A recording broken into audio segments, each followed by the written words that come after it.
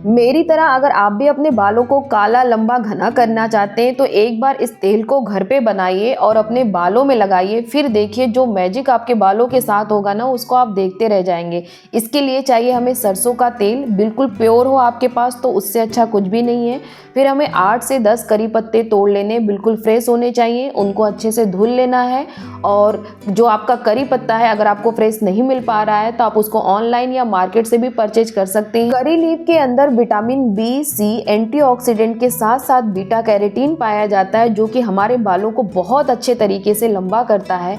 दूसरा इंग्रेडिएंट हमें चाहिए मेथी दाना। मेथी दाना आपके विटामिन सी का भरपूर सोर्स है।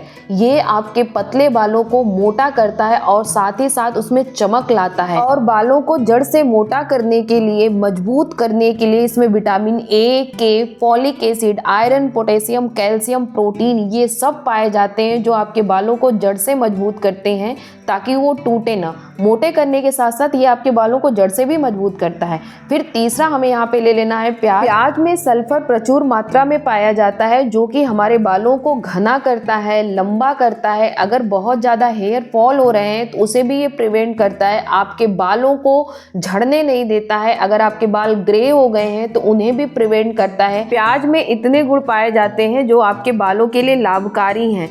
आप देख भी रहे होंगे कि आजकल मार्केट में अनियन हेयर ऑयल ट्रेंड में चल रहा है, लेकिन अगर आप इसको घर पे बना सकते हैं तो मार्केट से लेने की आपको कोई ज़रूरत नहीं है। प्याज को अच्छे से छील लेना है और छीलने के बाद बहुत अच्छे से जब आप इसको धुल लीजिए तो छोटे छोटे पीस में इसको कट कर लेना है, क्योंकि जितना छोटा पीस रहेगा उतनी अच्छे से अनियन ऑयल आप निकाल पाएंगे। फिर उसके बाद ये जो हमारा करी का पत्ता है, मेथी का दाना पीसा हुआ है और ये छोटे छोटे पीस प्याज के हैं। इसके बाद लास्ट इंग्रेडिएंट यहाँ पे हमारा सरसों का तेल है। अगर आपके पास घर का प्योर सरसों का तेल है जो कि चक्की का पीसा हुआ होता है तो उससे अच्छा कुछ भी नहीं है। फिर आपको जितना तेल बनाना है उतना आप सरसों के तेल को अलग कर लीजिए। पहले हम आपको यही सजेस्ट करेंगे कि तेल की क्वांटिटी थोड़ा सा कम लीजिए, मतलब आपका 1 हफ्ते 2 हफ्ते चल जाए उतनी ही क्वांटिटी लीजिए। यहाँ पे हमने सरसों का तेल इसलिए यूज किया है क्योंकि सरसों का तेल एक ऐसा तेल है कि जो हर किसी को सूट किया है और हर कोई अपनी जिंदगी में कभी ना कभी सरसों का तेल लगाया ही होगा। अभी नहीं लगा रहे होंगे तो बचपन में लगाए होंगे। जब सरसों के तेल को बचपन में लगाते होंगे तब अपने बालों को याद करिए कि आपके बाल उस समय कितने घने और लंबे थे। इसको धीमी आंच पे आपको पकाना है, बिल्कुल धीमी। गैस की जो सबसे लो फ्लेम होती है उस पे आपको रखना है और कम से कम इस तेल को बनाने में आपका 15 से 20 मिनट लग जाएगा।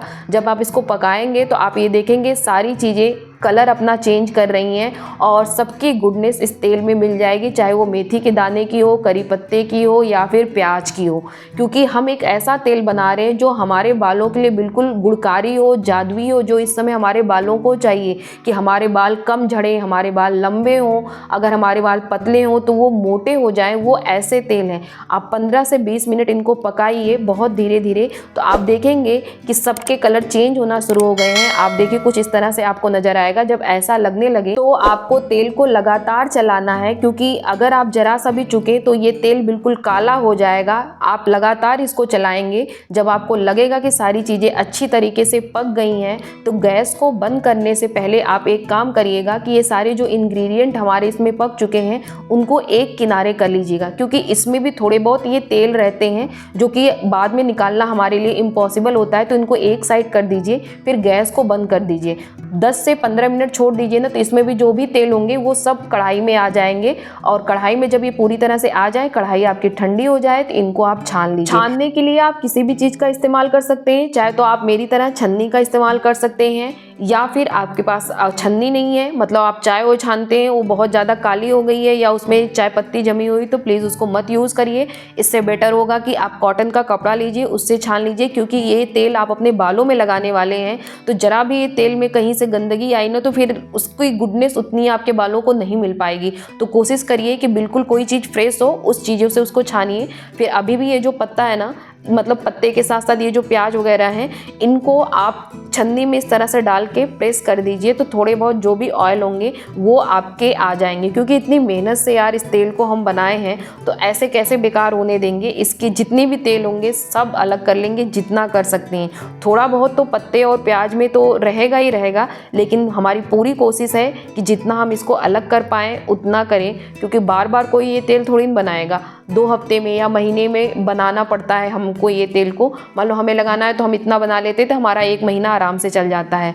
तो उस हिसाब से इसकी एक-एक चीज़ों को हम अलग कर लेते हैं कि भैया हमारा वेस्ट बिल्कुल नहीं जाना चाहिए, इतनी मेहनत से जो बनाया है। और फिर उसके बाद कम से कम आप देखेंगे ना कि इसमें ज़्यादा तेल तो नहीं रहता, लेकिन फिर भी मतलब भर का इसमें तेल रहता है। और यहाँ पे हमारा तेल बिल्कुल बन के तैयार है। इसके बाद इस ऑयल को हम एक कांच की बोतल में स्टोर करके रख लेंगे। जिस भी कांच के बोतल में आप स्टोर करके रखिएगा, पहले उसको अच्छे से धुल लीजिए, धुलने के बाद धूप में सुखा लीजिएगा, फिर उसके बाद स्टोर करके रखिएगा। जरूरी नहीं कि कांच की बोतल हो, वो प्लास्टिक की भी बोतल हो सकती है। फिर आप अपने बालों के लेंथ के अकॉर्डिंग तेल को एक कटोरी में अलग करिए और अपने बालों में पार्टीशन कर करके लगा लीजिए। आपकी पूरी कोशिश होनी चाहिए कि ये तेल ज़्यादा से ज़्यादा आपके बालों के जड़ों में लगे। बालों के जड़ों में लगाने के लिए बाल को पार्टीशन में डिवाइड करके फिर इस तेल को लगाइए। और जब भी आप ऑयलिंग करने जा रहे हैं अपने बालों को ना, खूब अच्छे से करिए, क्योंकि हफ्ते में 1 या 2 ही बार आप ऑयलिंग करते हैं तो बहुत अच्छे से करिए। जैसे चंपी होता है, चंपी टाइप में बिल्कुल आप ऑयली ऑयली हो जाइए, इस तरह से ऑयलिंग करिए।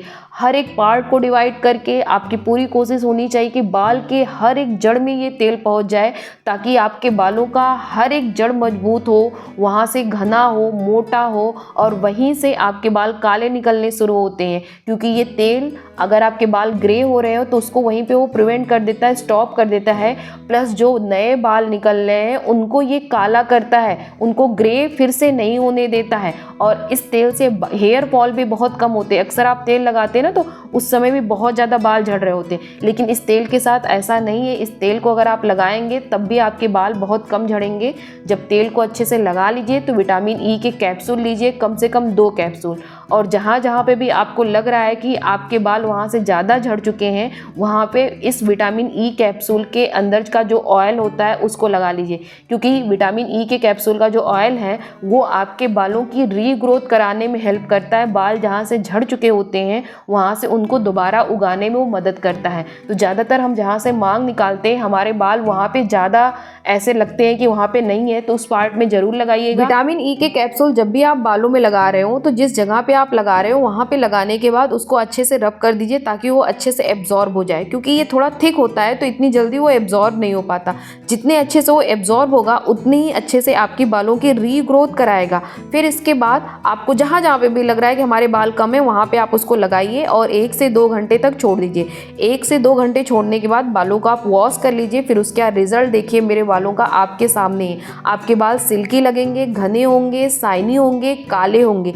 लेकिन ये रेगुलर यूज़ करने का नतीजा है, ऐसा नहीं कि 1 बार 2 बार यूज़ किया फिर उसके बाद छोड़ दीजिए। अगर इस ऑयल को आप मेरे तरीके से यूज़ करेंगे तो आपके भी बाल मेरे जैसे हो जाएंगे। और वीडियो अच्छी लगी हो तो वीडियो को लाइक कर दीजिएगा, चैनल को सब्सक्राइब कर दीजिएगा। आप किस कंट्री से वीडियो देख रहे हैं कमेंट करके ज़रूर बताइएगा।